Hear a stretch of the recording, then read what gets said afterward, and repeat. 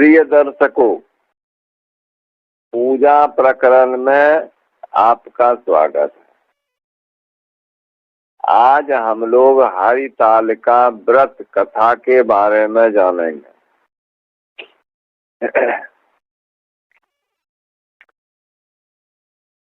हरितालिका व्रत अर्धनारीश्वर भगवान शंकर जी का और पार्वती के सहित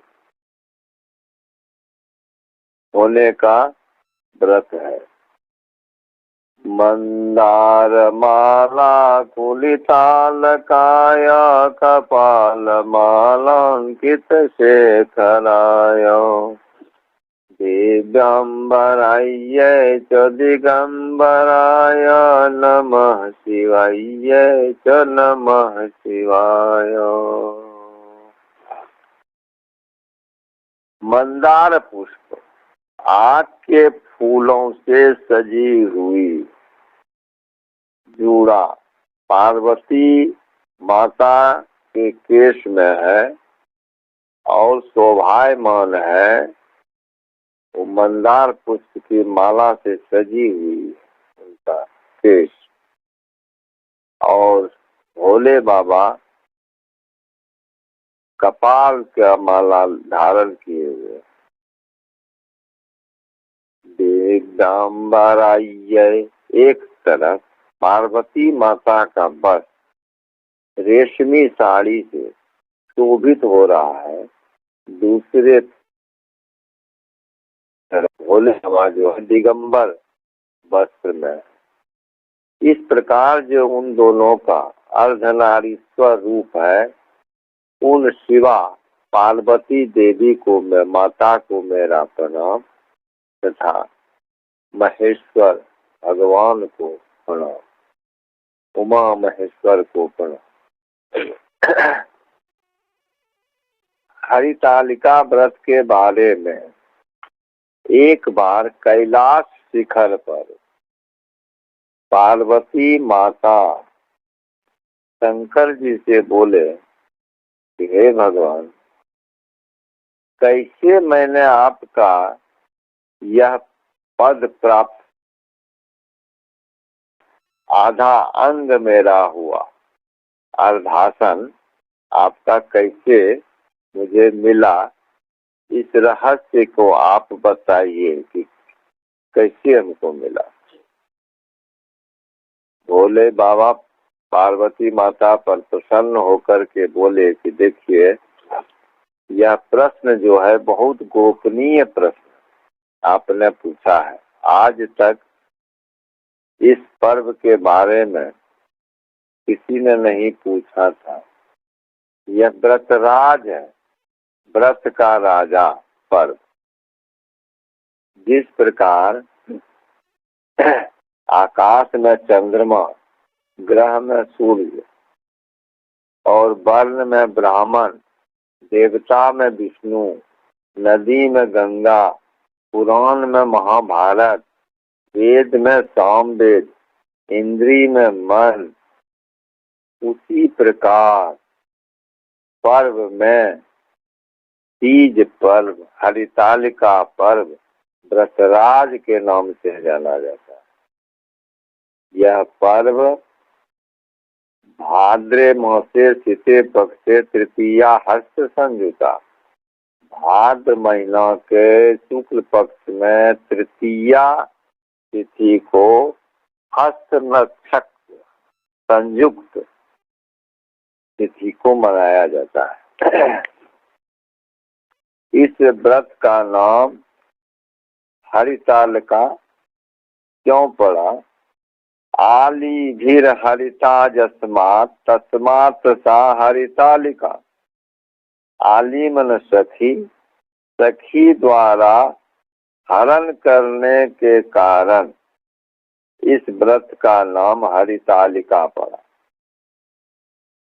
अब पार्वती माता कैसे शंकर जी का अर्धासन प्राप्त किए, उसके बारे में हम लोग जानेंगे। पार्वती माता नदी सुंदर नदी के किनारे, रमणीक नदी के किनारे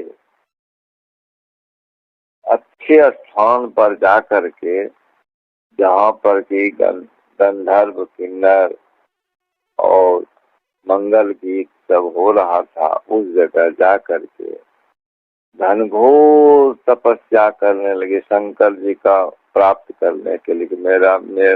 मेरा पति शंकर जी हो 12 वर्ष तक अग्नि जला करके अग्नि के पास में बैठी 64 वर्ष तक पत्र पत्र भोजन करके रही।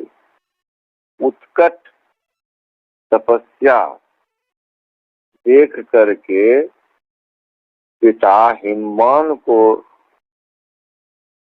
मन में हुआ कि ये पुत्री हम किसको देंगे, इतनी तपस्या करती है, इसके लिए वर लड़का कहाँ ढूंढेंगे, किसके यहाँ इसको देंगे।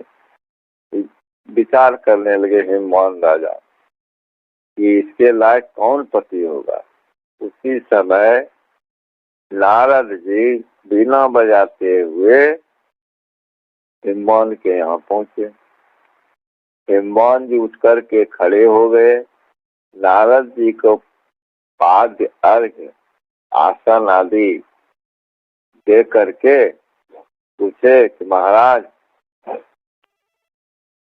हम आपके आने से बहुत प्रसन्न हैं, लेकिन हमको एक चीज बताइए, हम चिंतित हैं कि मेरी एक पुत्री है, इसकी हम शादी करना चाहते हैं, इसके ऐसा योग्य वर मुझे बताइए। तो नारद जी बोले इसकी ऐसा योग्य वर तो विष्णु भगवान से बढ़ कर के कौन हो सकता है। देवता में तो सबसे बढ़िया विष्णु भगवान है और उनसे बढ़ कर के तो कुछ नहीं है। तो हिमवान बोले कि विष्णु भगवान इनको ग्रहण करेंगे मेरी पुत्री को, काम जाते हैं उनसे पूछते हैं। तो ठीक है, फिर अंतर ध्यान हो गए, नारद जी चले गए विष्णु भगवान के पास।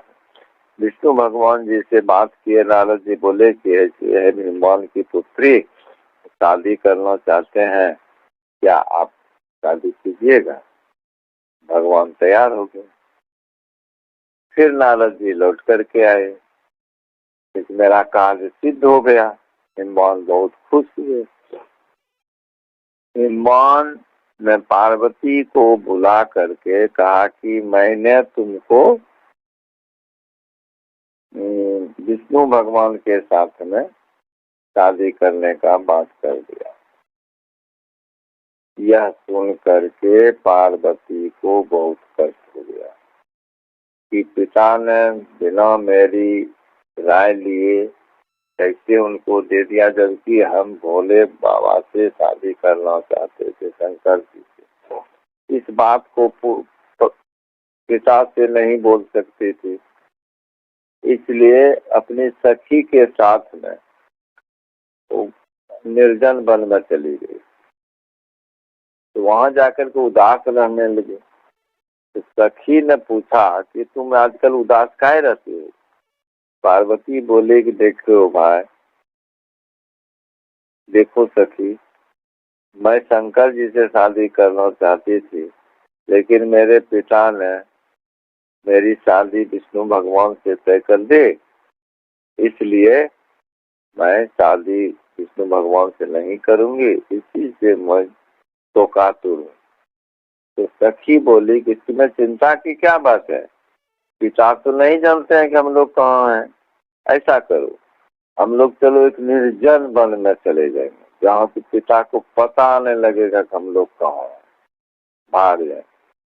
वही हरण करके पार्वती को ले गए सखी सब, इसीलिए इस पर्व का नाम हरितालिका पड़ा।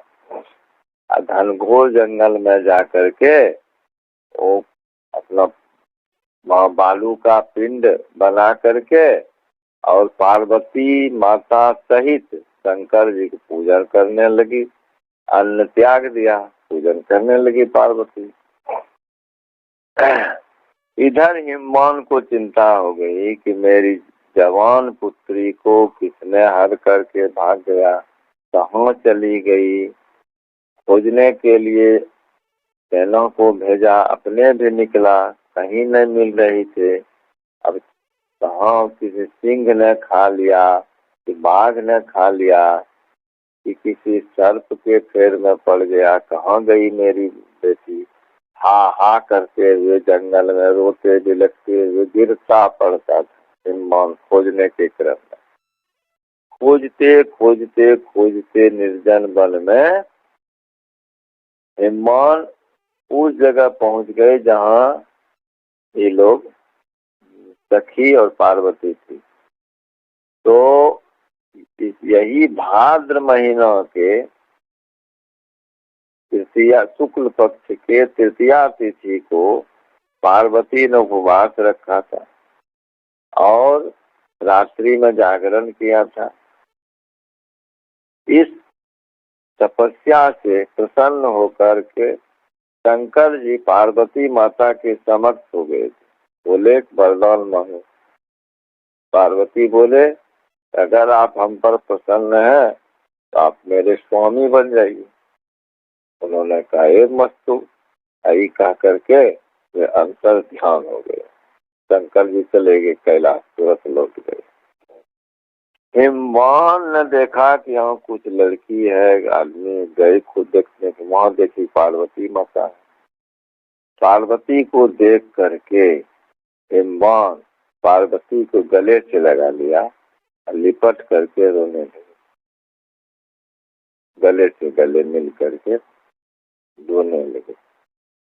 कहा कि बेटी तुम यहाँ इतने निर्जन वन में कैसे भाग गई। हम तो सोचे कि किसी ने मार दिया, कहीं चली गई, तुम काहे भागी। फिर वात्सल्य स्नेह में पड़ गए हिमवान। तो पार्वती बोले देखिए कि आप मेरी इच्छा के विरुद्ध हमको, मैं शंकर जी से शादी करना चाहते थे, आप विष्णु भगवान से कर दिए बिना मेरी राय लिए, इसीलिए मैं वहां से घर से निकल गई। तो कह चलो फिर घर चलो। कहा मैं घर उसी शर्त पर जाऊंगी अगर आप कहिएगा कि नहीं मैं शादी शंकर जी से करूंगी तब मैं घर जाऊंगी, नहीं तो नहीं जाऊंगी घर। मन तैयार हो गए, तो ठीक है तुम्हारी शादी शंकर जी से करें, तुम घर चलो। फिर वहां से पार्वती माता को लाए और शंकर जी से शादी किए। इसीलिए पार्वती माता के पति शंकर जी हुए। शंकर जी ने उपाख्यान पार्वती को इसीलिए सुनाया कि पार्वती जी पूछे थे कि कैसे मैंने आपका भाषण प्राप्त किया। इसी व्रत के प्रभाव से पार्वती को शंकर जी से शादी हुई थी। यह पर्व इतना महान है कि पति पुत्र सौभाग्य कांक्षिणी नारी के लिए उस दिन उपवास करना चाहिए, शंकर जी पार्वती के सहित पूजन करना चाहिए और कथा श्रवण करना चाहिए।